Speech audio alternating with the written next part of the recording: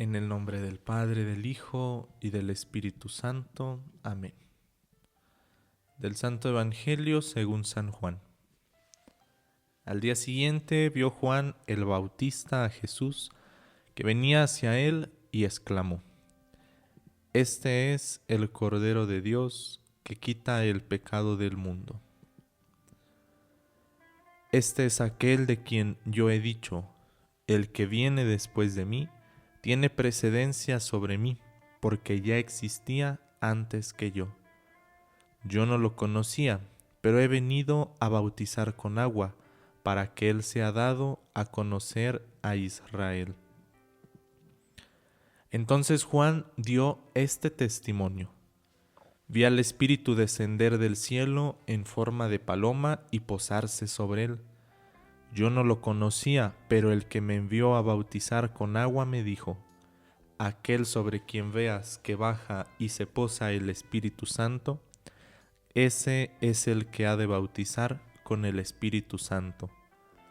Pues bien, yo lo vi y doy testimonio de que este es el Hijo de Dios. Palabra del Señor. Gloria a ti, Señor Jesús.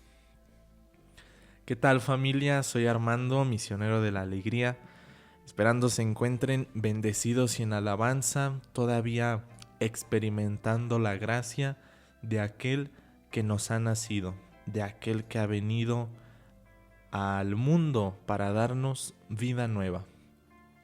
Una vida nueva que se nos da, que se nos regala mediante la iglesia a través del bautismo. Y escuchamos hoy en el Evangelio que Juan el Bautista, aquel que semanas atrás ya hemos escuchado incluso su nacimiento, que escuchamos todo como el anuncio del ángel a su padre Zacarías, después todo el Benedictus que hace su padre cuando se le suelta la lengua, todo esto. Hoy escuchamos como el testimonio de Juan, y así lo dice el Evangelio. El último, digamos, párrafo inicia así: Juan dio este testimonio. ¿Cuál fue el testimonio que dio Juan? Que vio al Espíritu descender del cielo en forma de paloma y posarse sobre él. ¿Sobre quién? Sobre Jesús, sobre aquel que no conocía, pero que sabía por, digamos, un anuncio, por unas palabras que Dios le había dirigido de: aquel a quien veas que baja el Espíritu Santo, ese es el que bautizará con ese mismo Espíritu Santo. Recordemos que Juan dice que bautizaba solamente con agua, ¿no? Pero vendrá uno que bautizará con fuego, y es Jesús. El día de hoy me gustaría que reflexionáramos. Creo que pues se presta mucho este evangelio para hablar sobre el bautismo, ¿no? Y el objetivo principal es que recordemos nuestro bautismo. Más que el momento en el que fuimos bautizados, el día, que es algo importante porque es cuando hemos nacido en Cristo, más bien es recordar que hemos sido bautizados y que eso ya nos da de por medio una nueva dignidad. ¿Cuál dignidad? La de ser hijo de Dios. No es lo mismo ser bautizado por otra cosa que por el mismo Dios con su fuego, ¿no? Y convertirnos en sus hijos. Creo yo que cuando nos olvidamos de nuestra dignidad de bautizados, pues nos es más fácil, no digo que eso ya nos haga caer, pero nos es más fácil caer, alejarnos de Dios. Sin embargo, cuando tenemos presente que hemos sido bautizados, ahora sí que es como se diría, ¿no? Subirnos a nuestra dignidad. Y dos ideas que nos ayudan para este evangelio sobre el bautismo. Escuchábamos a Juan decir: he ahí el Cordero de Dios que quita el pecado del mundo. Y segundo, que bautiza con Espíritu Santo. Y en base a estas dos citas, a estos dos versículos, me gustaría que reflexionáramos sobre ellos, sobre estas dos ideas. El primero es que Cristo, mediante su bautismo, nos quita el pecado. Ese pecado original que nos dejó manchados, todas las penas del pecado vienen a borrarse con el bautismo. Y segundo, hace de nosotros una nueva creación cuando nos bautizan con el Espíritu Santo. Es decir, nos volvemos hijos de Dios y por lo tanto un miembro de Cristo, del cuerpo místico de Cristo. Nos vuelve también coherederos de Cristo y nos vuelve también templos del Espíritu Santo. Por eso decía, si nosotros nos hiciéramos conscientes de la gracia que tenemos de haber sido bautizados, nuestra vida cambiaría mucho. Si viviéramos nuestro bautismo, nuestra vida cambiaría mucho.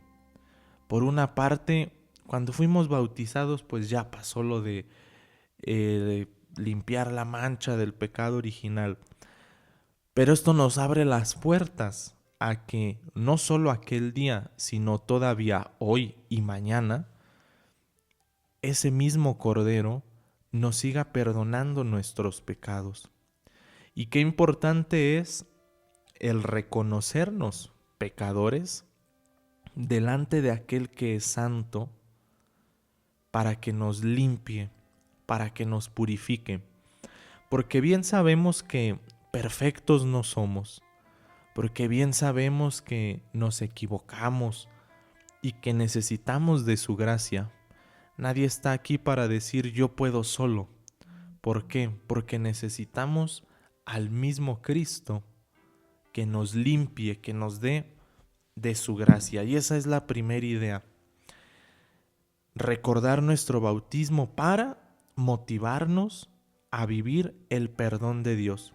Justamente hoy en la mañana, tal vez no por casualidad, sino por Dios mismo, pensaba en este sacramento y decía, pues qué fácil es más bien trasladar las cosas hacia nuestra realidad, porque tal vez a Dios no lo entendemos, ¿no?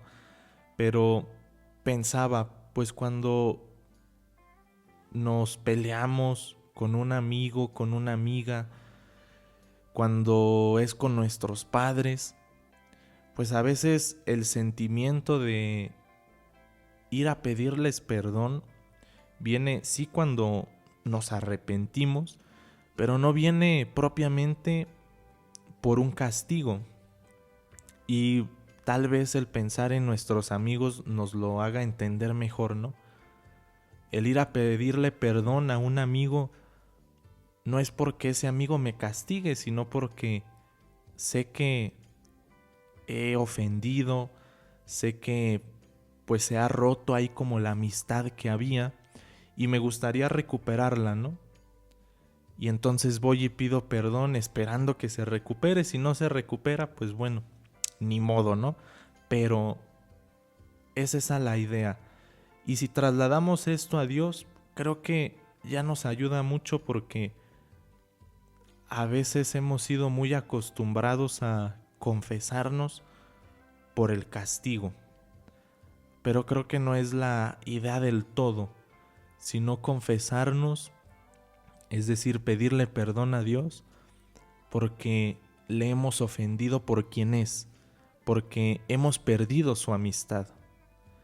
De tal manera que la ventaja aquí es que a Dios siempre lo vamos a recuperar porque tal vez de alguna manera no es que le perdamos del todo, Él está ahí presente, pero nosotros nos hemos apartado, ¿no?